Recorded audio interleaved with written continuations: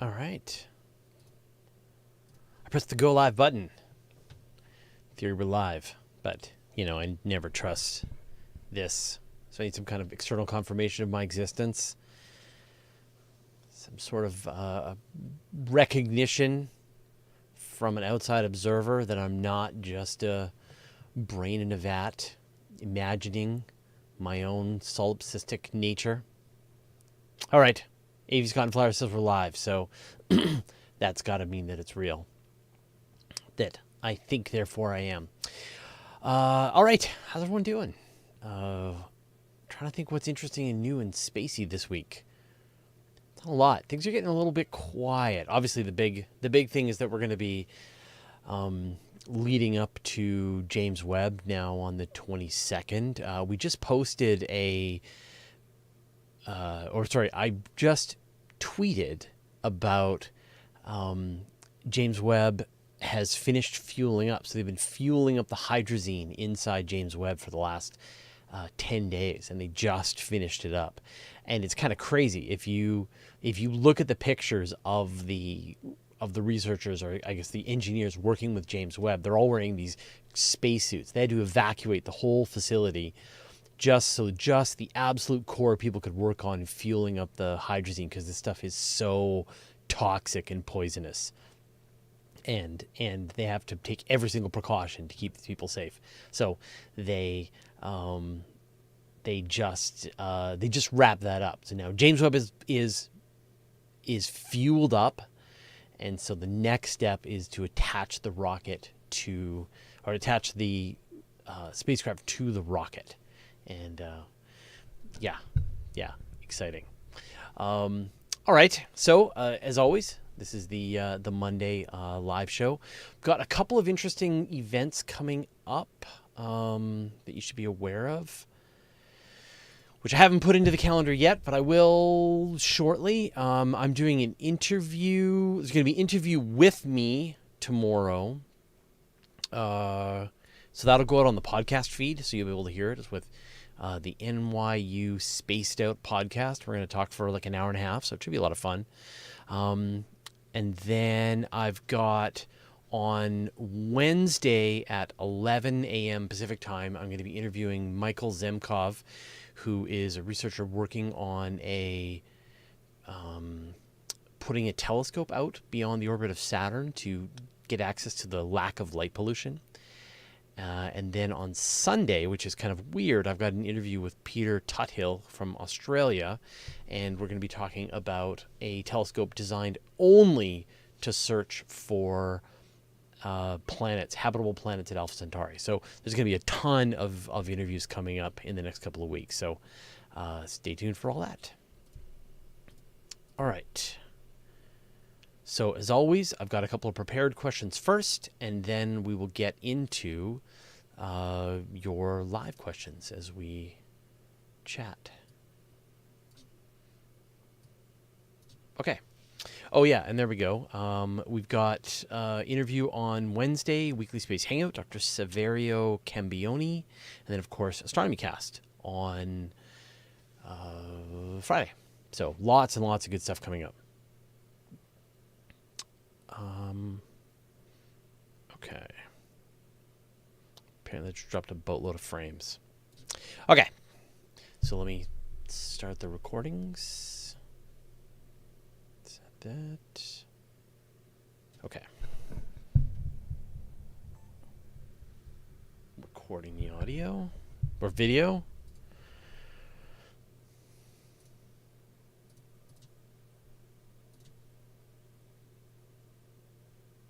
And okay, recording the audio.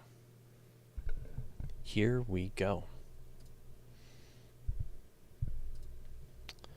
Yes, I am recording, chat.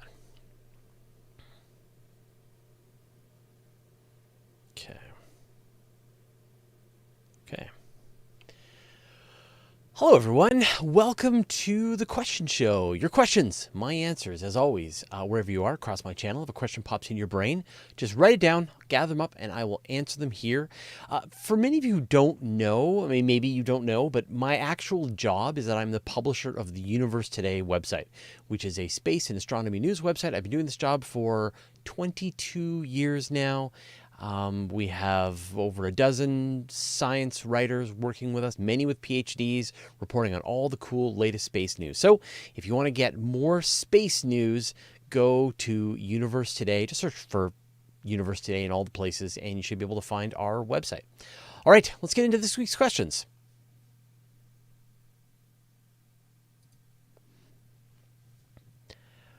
D Stonks 333. Question, could a satellite stay roughly in the same spot in the sky? Could it stay above a certain country or constantly on the dark side of the Earth?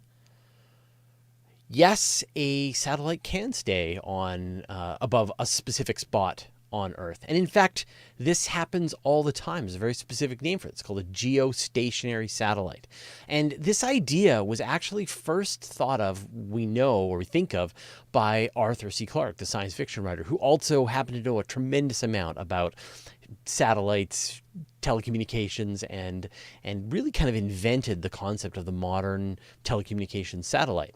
And he did the math and figured out that if you fly a satellite to an altitude of 35,900 kilometers above the Earth, then essentially, as it orbits around the Earth at the equator, it's the exact same speed that the Earth is turning. And so from the perspective of somebody on the surface of the Earth, the satellite would look like it was hovering motionless in the sky. And there are tons and tons of these geostationary satellites providing weather observations, telecommunications, and television broadcast. If you have satellite television, you are getting that from a geostationary satellite. But there's another orbit that's kind of similar. If you're a nation that isn't located near the equator and you've got fairly northern latitudes, you want to be able to still communicate regularly with a satellite. There's another kind of orbit. This was developed by the Russians, and it's called a Molniya. Molniya? Anyway, it's called a Molniya orbit. And how it works is that instead of having the satellite at this position and on a circular orbit around the Earth, you've got it on an incredibly ecliptic orbit at a very high angle compared to the Earth's equator. And so what happens is this satellite flies out to about 25,000 kilometers and then flies in and comes very close to the Earth, just a few hundred kilometers above the Earth, spends very little time on the hemisphere of the Earth that you're not interested in, and then flies back out on this big, long, slow trajectory, reaching its highest point. And from that, you can get your satellite to be in your field of view for most of the day, just a few hours as it passes very quickly behind the Earth. And this allowed very northern reaches of Russia to be able to communicate with satellite. A little trick here, you've got to be able to move your satellite dish fairly rapidly to track the satellite as it's moving. But still, if you aren't going to be able to use a geostationary satellite, there's this other orbit as well, and they can be used on different hemispheres of the Earth. So now you can also use this on other planets. You could have one, say, on Mars. You could have a geostationary satellite orbiting at about 20,000 kilometers above the surface of Mars. And same thing, Mars is turning, the satellite is in the exact same spot in the sky. And I'm sure when we have some future civilization on Mars, we'll be using those geostationary satellites from there as well.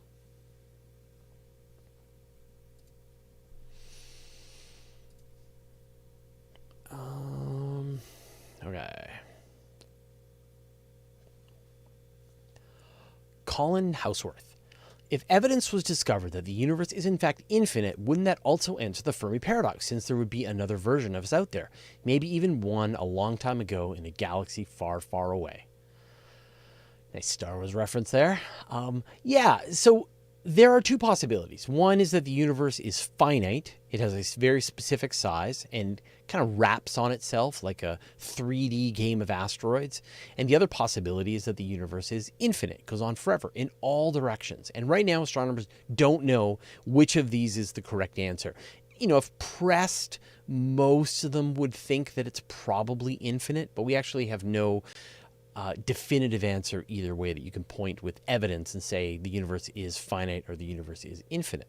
And one of the weird implications of a universe that is infinite is that there is a finite configuration that matter can have in a volume of space. And so if you have, say, a cubic meter of space, you're going to have all of these different configurations of particles.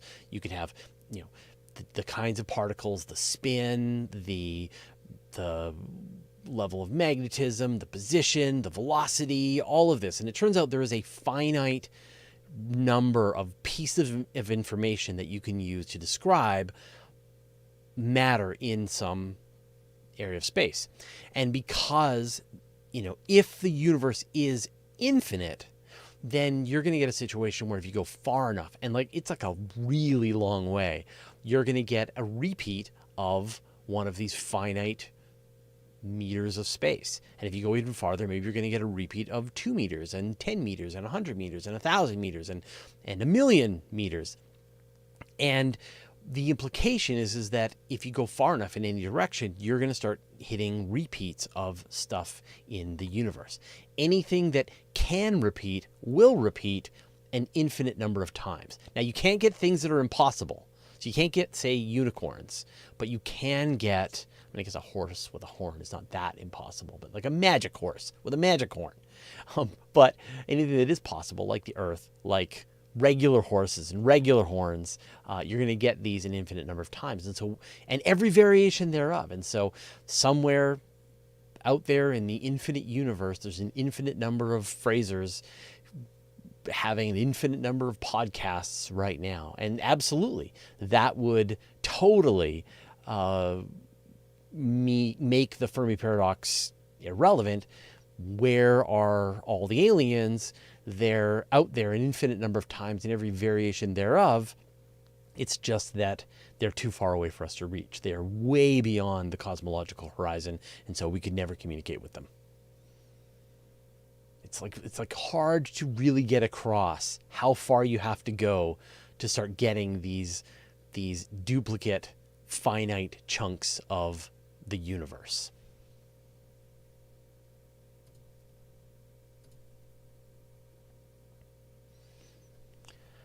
Hakon Bogan. When a moon is heated by tidal forces like Io, where does that energy come from? Does every heating slow its orbit a tiny little bit?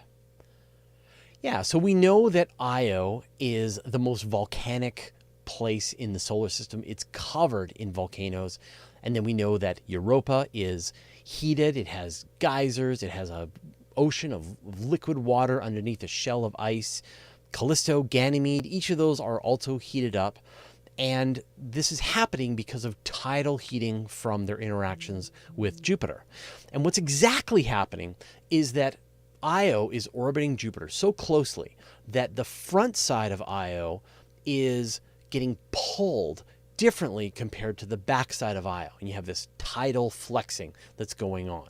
It's sort of like pulling Io into like a teardrop. And that alone would cause tidal heating. But as you said, you would imagine that it would eventually settle down. Io would reach its perfect spot where it's tidally locked to Jupiter. It's orbiting over the exact same spot. There's no more variations, and so you're not going to get any more flexing. But because of the rest of the moons, they are causing irregularities in Io's orbit. So every time Io goes around, it interacts with Europa and Ganymede and Callisto, and so it gets pulled back and forth through the interactions with the moons and with Jupiter, and it's that interaction that causes it to sort of flex in and out and in and out, and that causes the moon to be to have huge amounts of magma under the surface, and less so with Europa, and so on with the rest of the Jovian moons, and a similar situation is probably happening with Enceladus, and really any place where you're going to have a large moon or moons close to a planet with a lot of mass. And similar probably with planets that are orbiting around stars as well. If they're close enough, they're going to have these tidal forces. They're going to be extremely hot and interacting with other planets as well.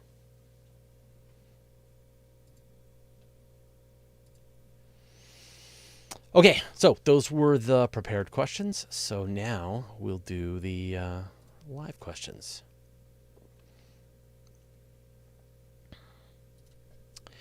Ivan Medina, is there an asteroid hitting us on the 11th? So we get, if you pay attention to space and astronomy news, and in fact, if you kind of don't, if you just like pay attention to social media, you're going to see these kinds of stories come up all the time. And I'm not going to name any names, but there are a lot of newspapers and online magazines and things like that that have learned that if they write a story about NASA detecting an asteroid coming very close to the Earth, they clearly are getting a lot of clicks, and so they're getting a lot of traffic to their website, they're getting a lot of advertising revenue, and there's lots of money made by scaring people thinking that the asteroid Armageddon is about to happen. And the reality is that it's not. There is an asteroid out there with our name on it. At some point in the next few tens of millions of years, one will collide with the Earth and cause a very bad day. But that day is not soon, and nobody knows when this is going to be happening. But large asteroids and small asteroids come very close to the Earth all the time. And so I think the one that you're talking about is one that is coming 10 times the distance from the Earth to the moon. So the Earth and the moon is about 300,000 kilometers apart.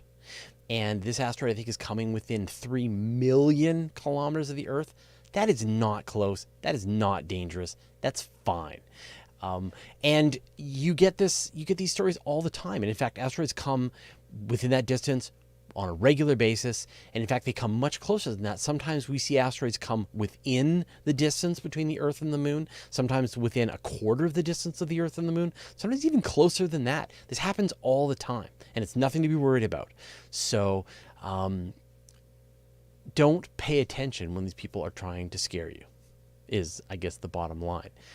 That said, learning about the asteroids that are in our neighborhood is a pretty good thing to do. And so NASA and other astronomy groups have built robotic surveys that are watching the skies, charting the positions of known asteroids and helping to discover new ones. And of course, NASA's DART mission, which just launched a couple of weeks ago, is going to try impacting the moon of a tiny asteroid to see what happens when you try to collide with it. Can you move it off of its existing trajectory?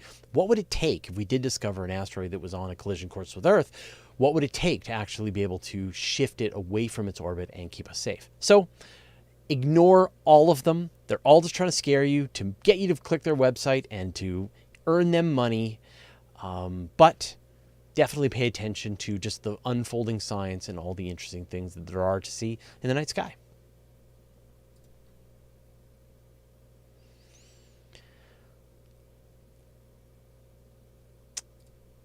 Zach, do galaxies traveling apart travel faster than light? In some cases, yes. So here in our local group, we've got the Milky Way, Andromeda. Andromeda is moving towards us. It's about 2.5 million light years away. We've got Triangulum M33, so another large galaxy, then a bunch of dwarf galaxies that are orbiting around in this area. And then you've got, as part of the Virgo supercluster, you've got other galaxies that are in the tens of millions of light years away from us. And those are all moving away from us. And what astronomers discovered, of course, this was the big discovery made by Hubble, Edwin Hubble, back in the 1930s, was that the farther a galaxy is, the faster it's moving away from us. And in fact, once you get into several billions of light years away from us, the galaxies that you're seeing today are actually now receding away from us at a speed that is faster than the speed of light. And obviously things can't move faster than the speed of light, but it's not. The galaxy is moving at its normal speed. It's being carried away by the expansion of the universe. It's just that its apparent speed to you, because you're also, we here in the Milky Way are moving away because of our part of the expansion of the universe, as well as them on the other side of the universe. When you add that up, if you measure the velocity between these two galaxies, it is greater than the speed of light. So yeah, in theory, there are many galaxies out there that are moving away from us faster than the speed of light.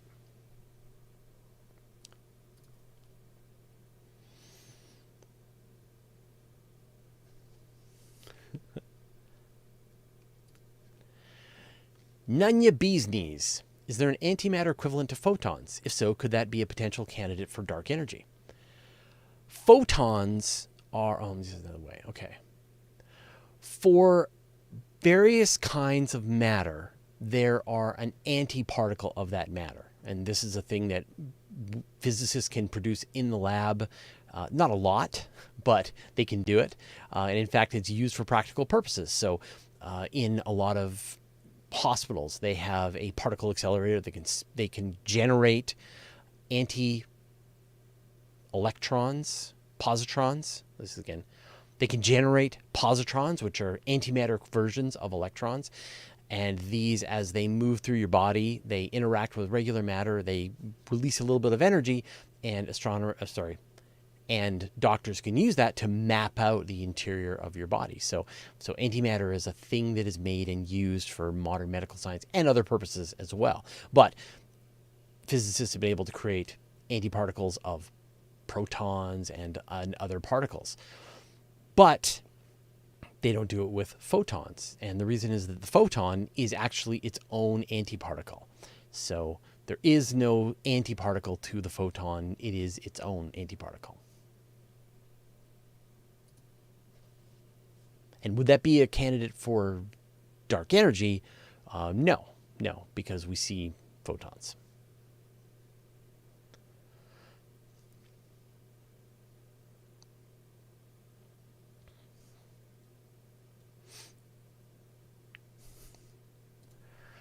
Winston Montgomery. Is it possible that we can start calling rocky bodies in our solar system that are the size of Pluto planets? People have heard me talk on Astronomy Cast and other places. I'm totally over this controversy about what is a planet and what isn't a planet. I just don't care. Each world, and I've sort of been taken to calling them worlds, is fascinating on its own right. And there are plenty of really legitimate reasons why you would call anything that has enough gravity to pull itself into a sphere to be considered a planet or a world. If it orbits around the sun and it can pull itself into a sphere, then it's significant and is worthy of the term planet. Or not. I don't care. But back about 20 years ago, when astronomers were first discovering the vast amounts of objects in the Kuiper Belt, this place around where Pluto orbits, they were finding tons of these things, and they were briefly calling them like plutoids, I think was the term. And then they settled on dwarf planets. So you've got planets, dwarf planets, gas giant planets. What have you got? You've got rocky planets, gas planets, ice planets, dwarf planets, and cool moons. But in my opinion, they're all just worlds. Whether we have 8 of them or whether we have 150, the more the merrier.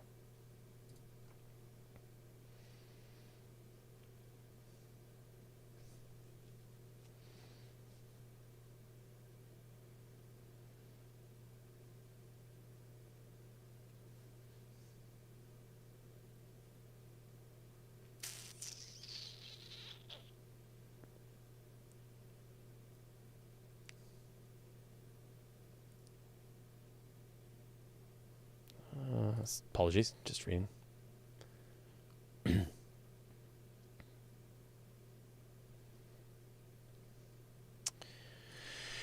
Alexandru Vataman.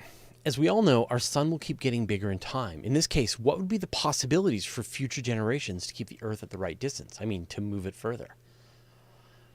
Yeah, that's a pretty significant project that you want to take on. Astronomers understand that the sun is heating up, and this is happening because inside the core of the sun is turning hydrogen into helium. The helium is building up almost like ash inside the core of the star. It's causing the core of the sun to expand a little bit, and that's causing the overall luminosity that's being given off by the sun to increase, and we are receiving more temperature. And I've talked about this before. This has nothing to do with global warming. Global warming is happening on the scale of decades, while this overall increase of luminosity from the sun is happening over hundreds of millions of years. But the bottom line is that in about 500 million to a billion years, this will have heated up to the point that the Earth is uninhabitable. And that sucks because you've still got another, say, 5.5, 6, 7 billion years before the sun itself actually dies. And so wouldn't it be better if we could keep the Earth habitable for this entire time? And the solution is that you move the Earth outward from the sun, which sounds mental, but it's actually theoretically possible with the kind of technology that we have soon. And so what you would do is you would find an asteroid that's on the perfect orbit. You'd have that asteroid fly past the Earth and give the Earth a bit of a boost in its orbit. So you'd essentially be speeding up the Earth's orbit. And what that would do is that would actually cause the Earth to raise its orbit, slowing its orbital velocity down a little bit, but don't worry about it. So now the Earth would be a little farther away from the sun, and now you've got this asteroid. Now you could take this asteroid, if you get the angles just right, this asteroid would then fly back out, all the way back out to, say, Jupiter, steal a tiny little bit of Jupiter's orbital momentum, and then kick back around and come back towards the Earth and donate a little bit of that momentum to the Earth. And then the Earth would be shifted out a little bit more and would cool down a little bit. And you could either do it with one asteroid, just ferrying it back and forth between Earth and Jupiter. If you get the timing right, you know how often you need to, how far you need to have it come past the Earth and past Jupiter to work out all the orbital mechanics. The other possibility is you could just use a different asteroid every single time. Just keep shifting asteroids to come really close to the Earth, and they would slowly push the Earth further out. And the math was something like you would need to do it like one in every 10,000 years to maintain a constant pace of keeping the Earth farther and farther away from the sun as the sun is heating up. And it's theoretically possible, but it's one of those gigantic mega projects that we will have a hard time actually carrying out. But at some point, as weird as it sounds, that's a thing that humanity might have to figure out if we want to be a billion-year-old civilization.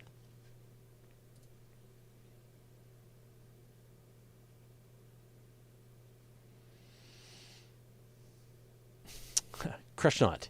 Hope all is well, Fraser, with the craziness with the flooding in your neck of Canada. Do you need anything? Were you impacted? I was not. It missed me perfectly. Like there was huge storms to the north of us, huge storms to the south of us, 20 kilometers either way, but we were not impacted at all. We had some light rain and no flooding. Everything was fine. But Chad, our editor, he's down in Victoria. He lost power and had trouble getting in and out of the city because the main highway was taken offline for a little while. We have a sinkhole in the middle of the highway, the only highway that connects the south part of the island with the north part of Vancouver Island. So that's a bit of a problem. But no, we were fine. Which is kind of, other times, last year, we were not fine. We got hit by a huge storm that blew out the road that I live on. And I wasn't living here yet, but if I had been, I would have been completely cut off. And so definitely people are, I was really fortunate actually. The highways people came and completely rebuilt the road this year with all new culverts and armored everything up. And it was good because we did get some heavier rain earlier in the season and it probably would have knocked out the road again. So, I mean, definitely, I mean, with the heat waves, with the wildfires, with the flooding and the rain, like you can feel how the climate is changing and how different things are than what they used to be. And unfortunately, it's going to get worse.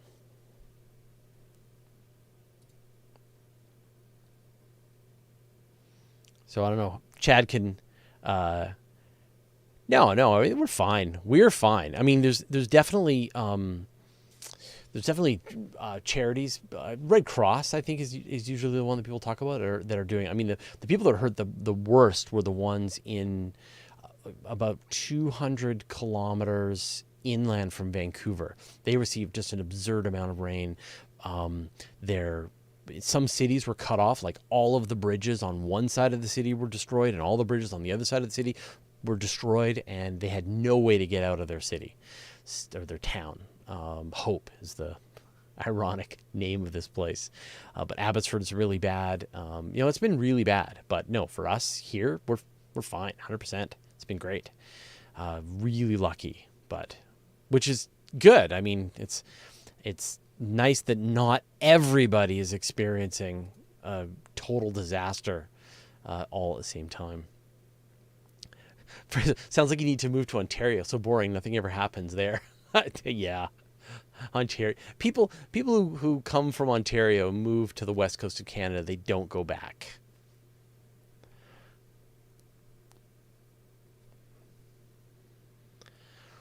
All right. Joseph Brudlos. Could you make a small-scale magnetic field generator to protect Mars bases and spaceships? I heard that it would take a relatively small magnet to protect a ship years ago. This is one of those ideas that has been floating around for decades, that we know that the Earth is protected by a giant global magnetosphere, which blocks cosmic rays, blocks the solar wind, and really protects us from all of the radiation that's out there in the universe. And if you were outside of this magnetosphere, unprotected from radiation, you would receive lethal doses of radiation during giant radiation storms. You would receive increased amounts of radiation leading to cancer. It's bad. You need to be under some kind of either radiation shield or dirt or water, some kind of, just a lot of protons between you and the radiation. And literally from the 1960s onward, NASA, the European Space Agency, have been trying to figure out a way to build an artificial magnetosphere that they could put on top of a spaceship. It seems simple, right? You just put some kind of magnet, maybe a superconducting magnet, and run electricity and generate some kind of magnetic bubble around the spacecraft. And I've seen various iterations of this idea. In some cases, it's a device that is then generating this field. In other cases, you've got like a coil that's wrapping around part of the spaceship, and the astronauts live inside this thing, or it protects the whole spaceship. But every time people try to work this out, the math ends up being that it's better to just carry lead or metal, or just have some water supplies, things like that you can huddle around yourself while you're experiencing a fairly bad proton storm from the sun, and then as soon as the storm is over, then just put your water back in its cabinets and continue on with your mission. Same thing with Mars. It's much more feasible to live underground on Mars than to try to generate the power needed to protect yourself with some kind of field, with some kind of electromagnetic field. Already on Mars, power is going to be really difficult to come by. It feels like Mars is just this sun-parched desert wasteland, but the reality is that Mars is a lot farther away from the sun than the Earth is. And so we have tons more solar power than Mars does. They're going to have vastly bigger solar panels to be able to produce the same kind of solar energy, or they're going to need to run nuclear power plants, and they're going to have a lot of things to use that. They're going to need to be doing electrolysis to break apart their water. They're going to need to be breaking apart minerals. They're going to be making breaking up the regolith. They're going to need to be making water and food and heat in the terrible temperature and running pressure and recharging all their vehicles and so on. So right now, this has been a really tricky problem. I've done many videos about this. I could point you at probably hundreds of papers, dozens of papers of people trying to crack this problem. NASA has spent money as part of several programs to try to crack this problem. The European Space Agency is working on a version as well, and nobody has been able to come up with a solution. But, if you can, then there's tons of funding waiting for you to figure it out.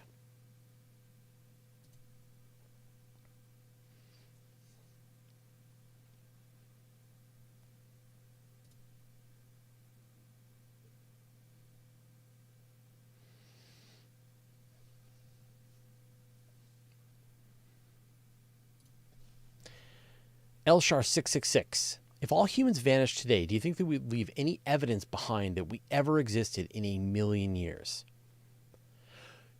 Our existence on the Earth would be wiped away by the natural forces surprisingly quickly. That if you had all humanity disappeared, you would end up with plants, trees starting to take over pretty much all spaces. I mean, we see plants can live on top of concrete, things like that, break it apart, metal rusts, plastic gets worn away. And within a million years or so, no, it would be really tricky to see any evidence that there was any human beings on the surface of the planet. Even fairly big monuments, the pyramids would be worn away by sand and wind and water. It would be pretty tough. In fact, there's an interesting idea that are human beings the first technological civilization on Earth? Was there some super smart species of dinosaurs that came before us? And the problem is that there aren't a lot of places which aren't regularly resurfaced here on Earth. The Earth is trying very hard to reclaim the entire surface of the planet. And there's this paper looking at this idea of could there have been another technological species? And the reality is there could have been before us, and we probably would have a hard time finding evidence of their existence. So when humans wipe themselves out and the squid take over, or the dolphins or whatever, they may think that they're the first technological civilization that's ever existed on the Earth. Now, there's some places where it would be more obvious. There are satellites in space that could be orbiting for hundreds of thousands of years if you get the right orbit. You could put things on the moon that'll last for a long time, millions of years, billions of years. So if they went to the Apollo landing sites, they'd be able to find the Apollo landers. But down here on the surface of the Earth, yeah, we would be wiped away pretty quick.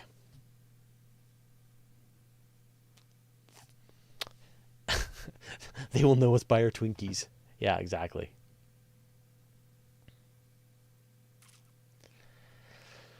Bahez Ahmed. Hey, Fraser, did you read anything into Elon's leaked email? In your judgment, is SpaceX really at risk of bankruptcy, or is this a pressure tactic used by Elon? I have no idea. I don't know. I think that with I think they have a growth curve that they're trying to reach.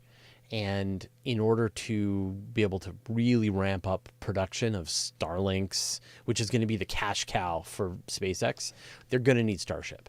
And so I think for them to not reach the kind of growth trajectory that they want, Starship is a problem. But I would be surprised if it would go bankrupt.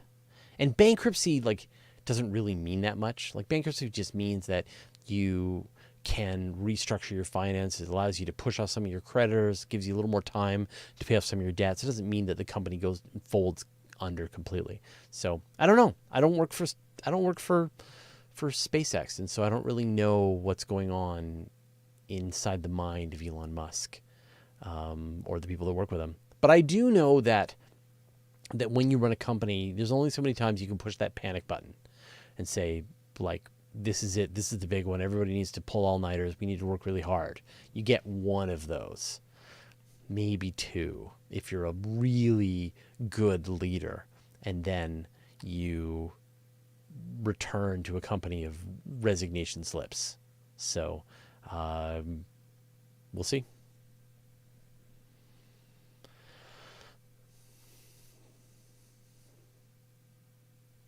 Nancy, was my old home impacted? No, it's fine.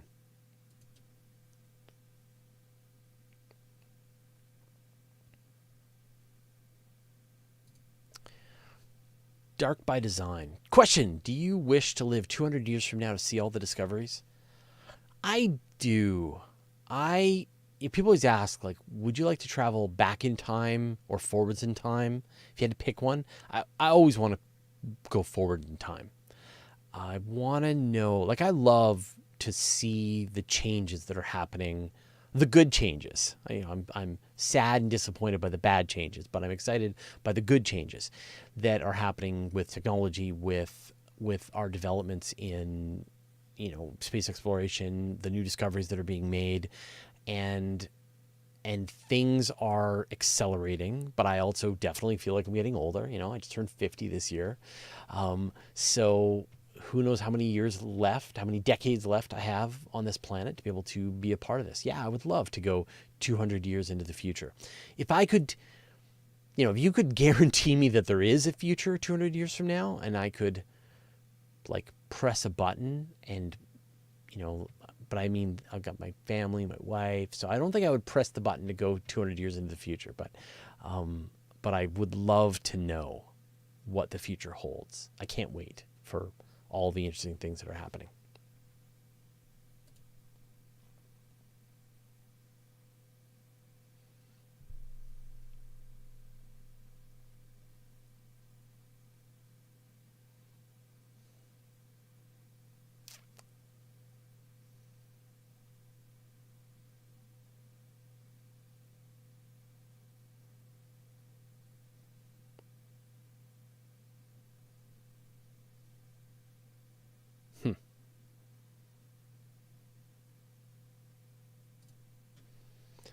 Thomas Sonini.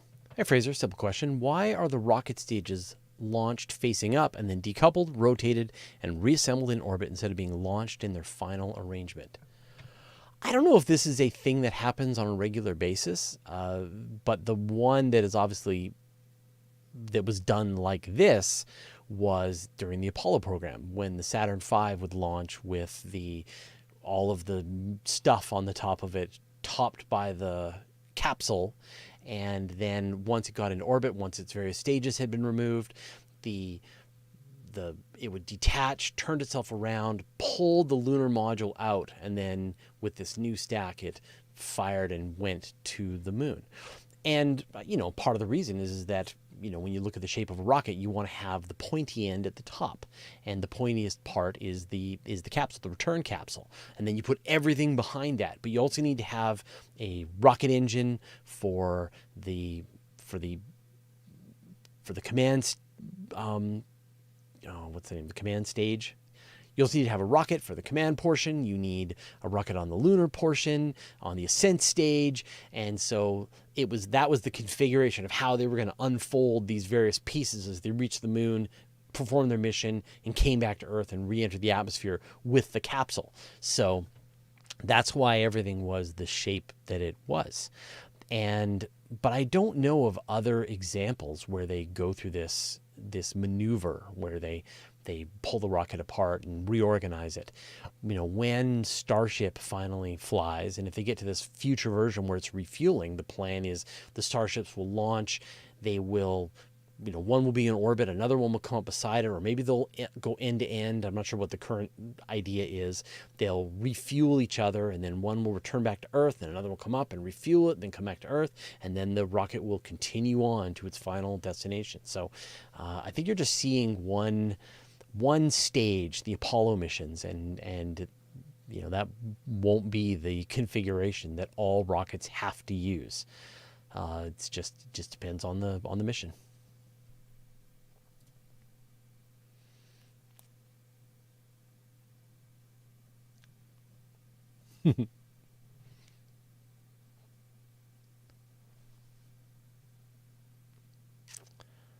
Tim P, if it's so easy to nudge an asteroid using the butterfly effect, why are the orbits of everything so predictable? Shouldn't everything be a bit more random if that's the case? Things are random. They're very random. It's very difficult to predict the orbit of any asteroid in far into the future, more than a few hundred years into the future. And in fact, the interactions of Jupiter's gravity, Mars' gravity, Earth's gravity, Venus's gravity, the sun, they're pushing asteroids around. And so there's this constant scatter of asteroids that are being sloughed by Jupiter into the inner solar system. It's getting essentially pushed out of the asteroid belt and making its way into the inner solar system. And there, it's a very chaotic process. But if we picked an asteroid and made it our pet asteroid, and that was the one that we were going to be dealing with, then we could put ion thrusters on it. We could be shoving its orbit back and forth. We would have total control. It's sort of the same thing about why we can launch spacecraft at other planets and have them hit perfectly. It's why the DART mission is going to be able to hit the moon of an asteroid flying at tens of thousands of kilometers per hour, because you can make adjustments to it on the fly. And I never said it was easy to nudge, just that it's theoretically possible. Yeah.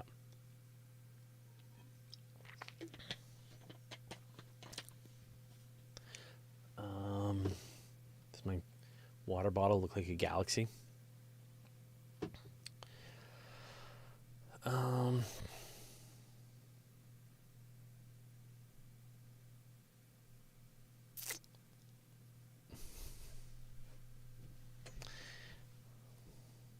love how people want to use the chat to market themselves. Oh, no, wait, I don't love it. I hate it.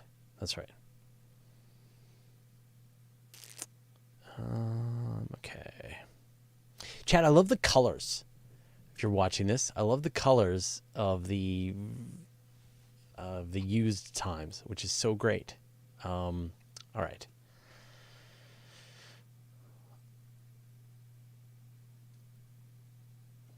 So Morpheus Dream, hey Fraser, what are the odds that Mercury is the remnants of a hot Jupiter or Neptune with all the gas blown off by the sun? Probably not.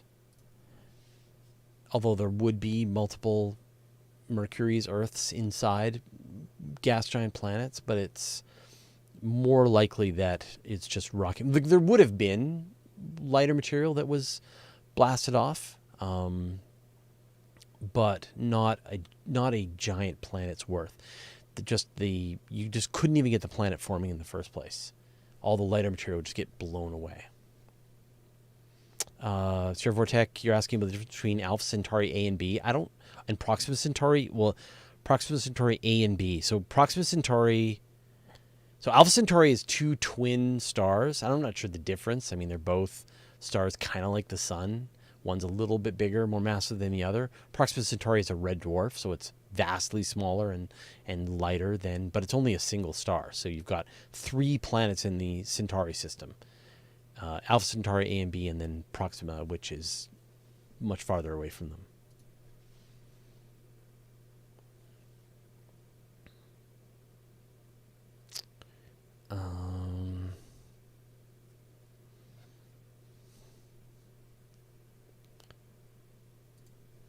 Scurvy Sam, what's the largest telescope Starship could launch? So the launch fairing of a standard rocket, like an Ariane rocket or a Falcon, is 5 meters wide. And that's why James Webb has the appearance that it does. It's designed to fit and fold within an Ariane's 5-meter fairing, while Starship is expected to have a 9-meter fairing. And so you could have a telescope that is roughly twice as wide before. And so it would allow you to launch telescopes much more similar in size to James Webb. Like James Webb's main mirror is 6.5 meters wide.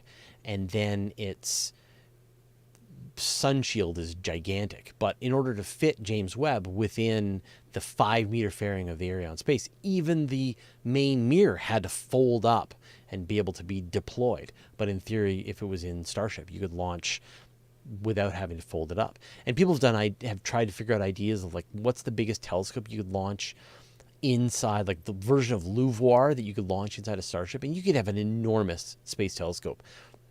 You might have to fold it up similar to James Webb, and now you've got a 15 meter, 20 meter telescope.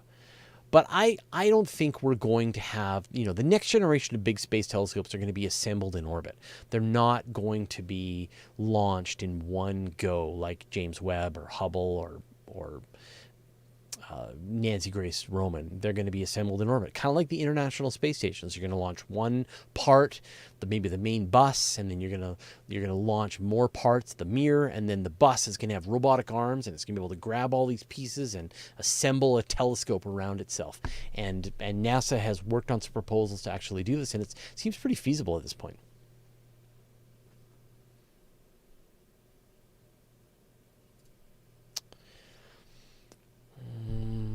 Okay.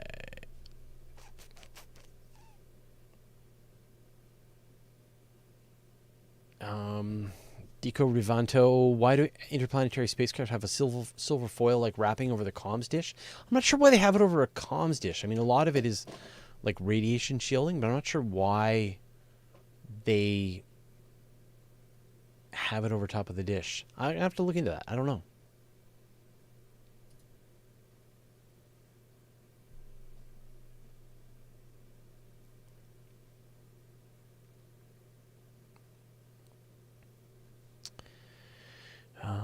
Okay. Edward Casimir, what is the ultimate source of the energy that causes the planets to orbit the sun? How do these bodies obtain this kinetic energy? Well, you kind of have to roll back the entire history of the universe to figure out where all of this energy is coming from. And it's essentially coming from the Big Bang, I guess. So, during the Big Bang, all of the matter in the universe was created, and then it's expanding away from each other out into space. But the local gravity, each one of these individual little particles has its own movement going through the universe. And all these little particles are collecting together with each other through mutual gravity and forming blobs. And so if you average out all of the motion of all of these different particles that are inside this giant nebula cloud of gas and dust, you end up with what will become the final direction of rotation of this galaxy or this solar system or what have you, or planet. And so you've got this giant cloud of gas and dust, say at a solar system level, and then through mutual gravity it's starting to collapse and compress down. And the classic thing that people always use is that it's sort of like a skater pulling in their arms. As they pull in their arms, they go faster and faster and faster. And so you've got this cloud of gas that's getting smaller and smaller. It's spinning up faster and faster. As it spins up, it flattens out into this disc, kind of like a record. And at the center of this is the sun, and then surrounding this is all this other material that's part of the planetary nebula. And then inside this planetary nebula, all of these particles are bouncing into each other and clinging together into larger and larger objects, turning into planets. And then the planets eventually clear out their orbits, and now they're moving and going around the star. What helps them keep moving? It's just momentum. There's no friction. As Isaac Newton said, an object in motion tends to stay in motion, and an object at rest tends to stay at rest.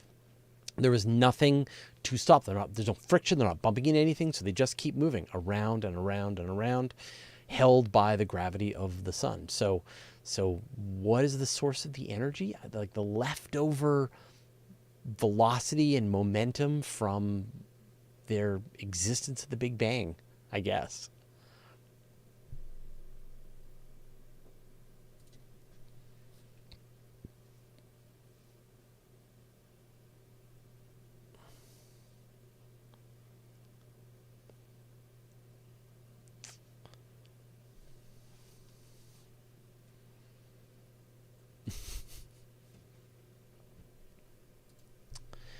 Dico Revento.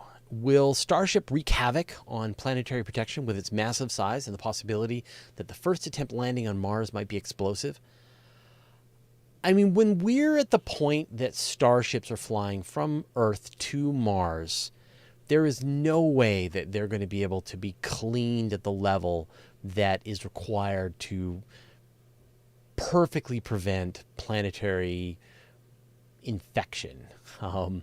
You're going to get contamination of Earth life into Mars. If there's any hospitable environment on Mars at all, our hardy bacteria, cyanobacteria, our fungi, our water bears, they're going to find a way and they're going to survive on Mars. We know that Earth life can survive on Mars. So it feels like it's just kind of a matter of time.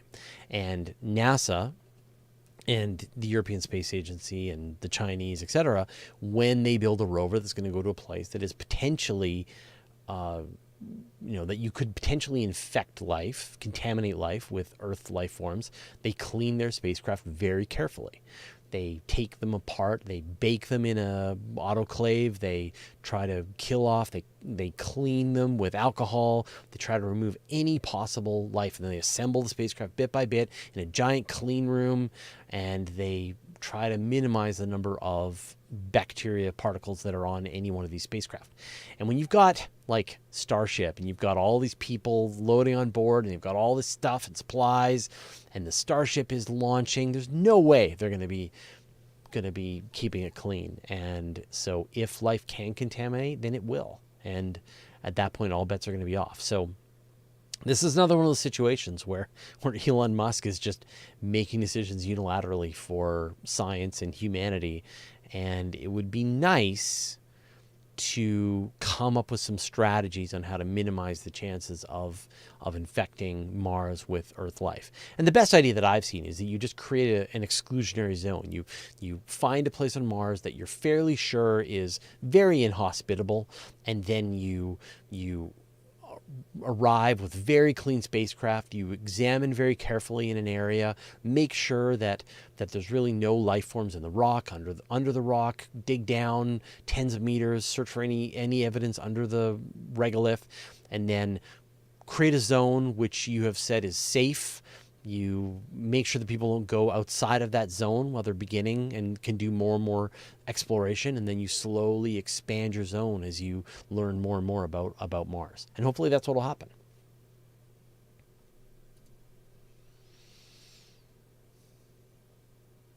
All right.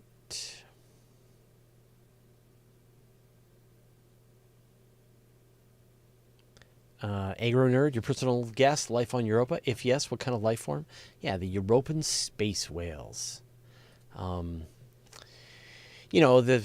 talked about this last week or 2 weeks ago, that if we do find life on Europa and we find that it is not related to life on Earth, then that means the great filter is on its way. So I kind of don't, I hope we don't. I mean, I want to find life on Europa, obviously, but I don't think there's life on Europa. And if we do find life on Europa and it's completely independent from life on Earth, then we have to be a little worried about what we're about to do that's going to cause us to be wiped out. Delicious Plum, on Mars, is there any geothermal energy?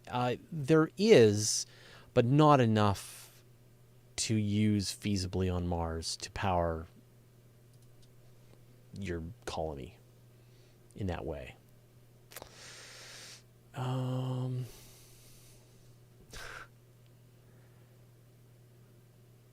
So let's see.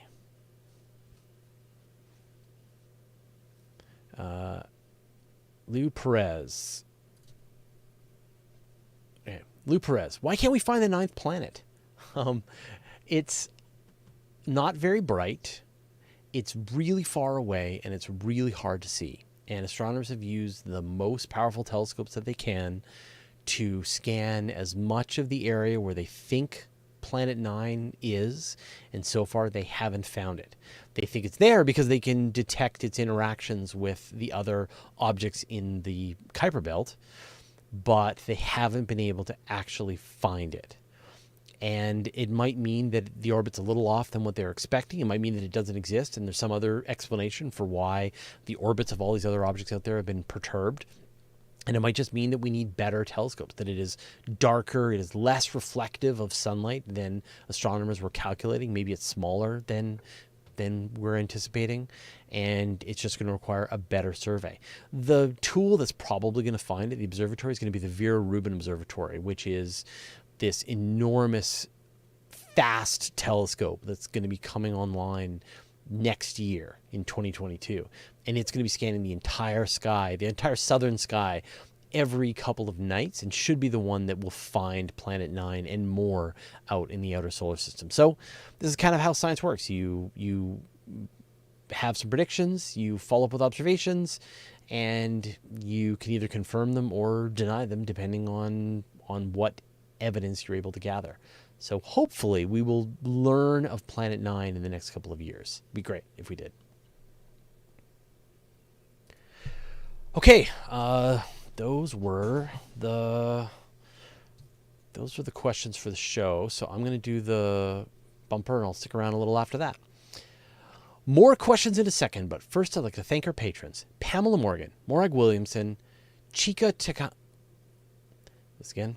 More questions in a second, but first I'd like to thank our patrons: Pamela Morgan, Morag Williamson, Chika Takami, and the rest of our 783 patrons for their generous support. Want our videos early with no ads? Join our community at patreon.com/universetoday. And the newsletter.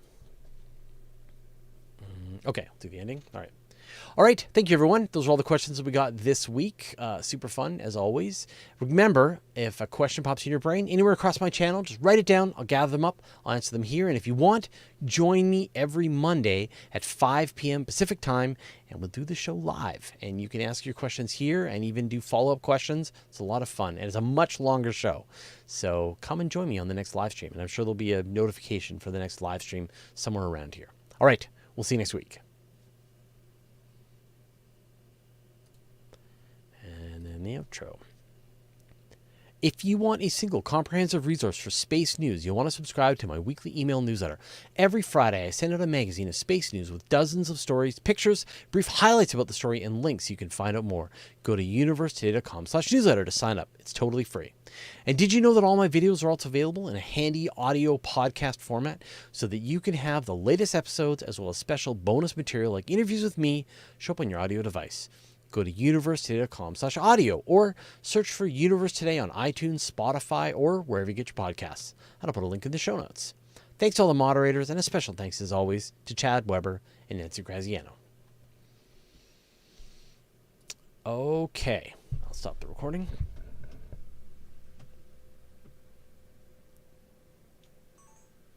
And that recording. Okay.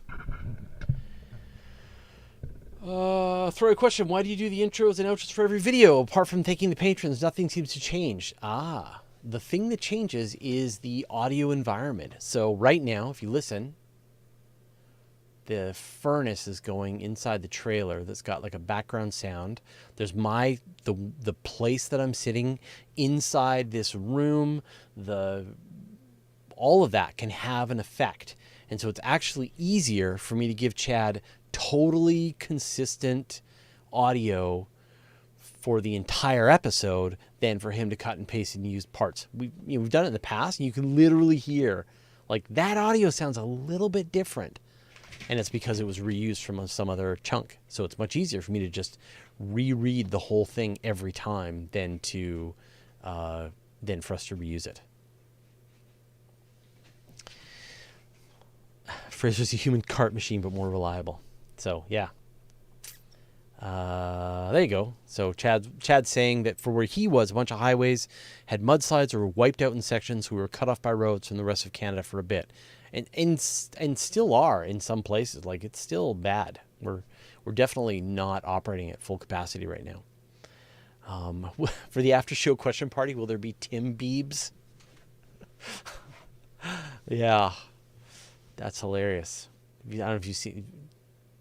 You know what? I'm not even going to explain it. I'll let you just Google it. Tim Biebs. John Suffield, don't do it. Don't engage. Jerry, don't come and self-promote your stuff, please. Like, just don't. If you have questions or want to join the conversation, but don't just come and market. This is not an advertising medium for you. Let's see. Crush Nut, where are we at with the exomoon hunt? I remember reading years ago that we should be able to detect an Io-like moon interacting with a Jupiter-like planet magnetic field. Yeah, astronomers have detected magnetospheres interacting with planets. It's been done at this point. Several, which is amazing.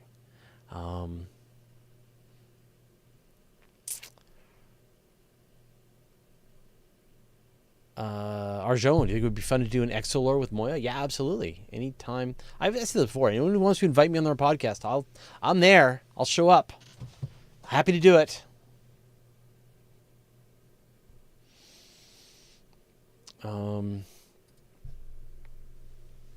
Early rains. Don't you think that the Great Filter is exaggerated? What says that other civilizations are just very hard to detect?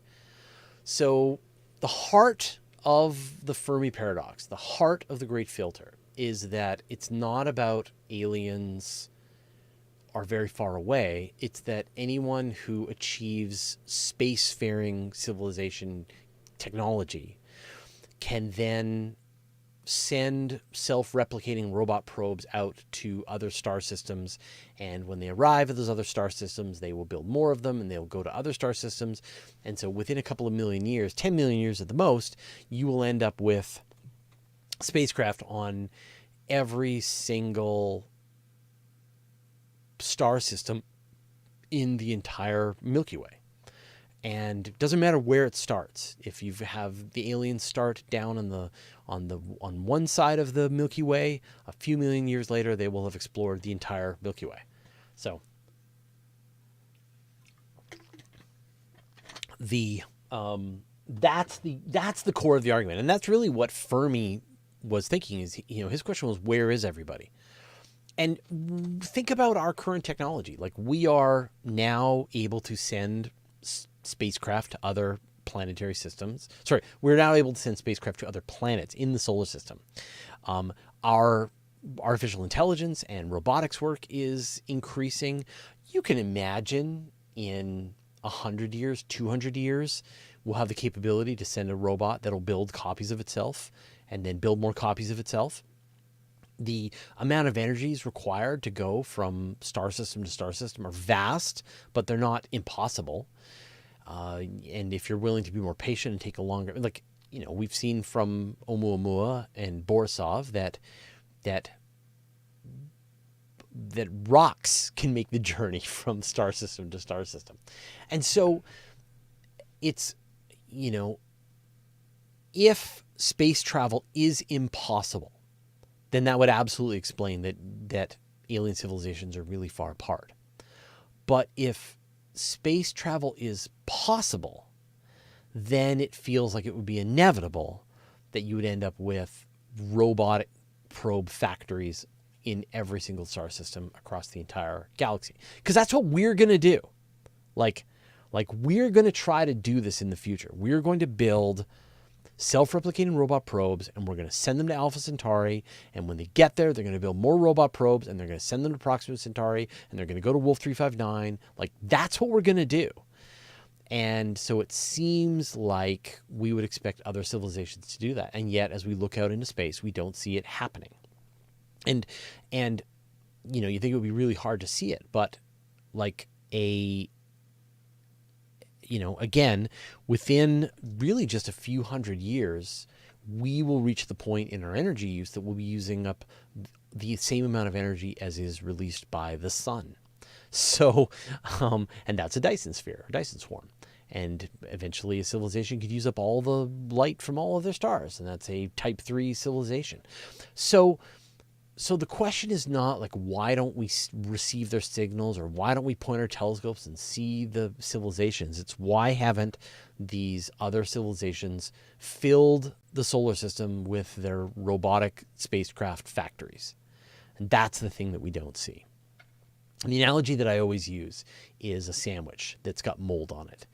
And you put a little bit of mold on one corner of the sandwich and you leave it out in a moist environment, and you come back a week later and the mold is across the entire sandwich. It doesn't matter where it started. It gets everywhere. And that's what life will try to do.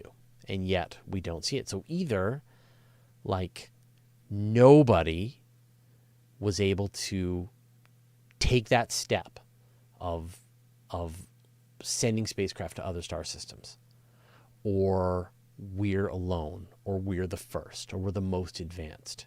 And that's the heart of the argument. And so, we don't know, obviously, what alien civilizations will do, but we don't see any evidence. So, and even if they don't use rockets, they have some method, they would still go. It makes, it is a pragmatic to scout out the entire Milky Way. And it's cheap and easy to do. You send one robot, you send one spaceship to Alpha Centauri, and it builds all the others that it needs to. And then the data starts to come back over the decades, over the hundreds of years, about every single star system in the entire Milky Way. We will do this. If we survive, we'll try to do this. And so you would expect that other civilizations would try to do this too. And yet we see no evidence of them doing it. And so the question is, where are they? And that's where the great filter kicks in. Why didn't they do this? Is it because they wiped themselves out? They all wipe themselves out? Then whatever it is, it must be really dangerous. So, all right. That's enough for today. I'm going to wrap things up. Thank you, everyone, for hanging out again here on this Monday. And time to get editing, Chad. I'll upload the video. All right. Thanks, everyone. Thanks to all the mods. Thanks, Nancy, Chad. And we'll see all of you next week. Press the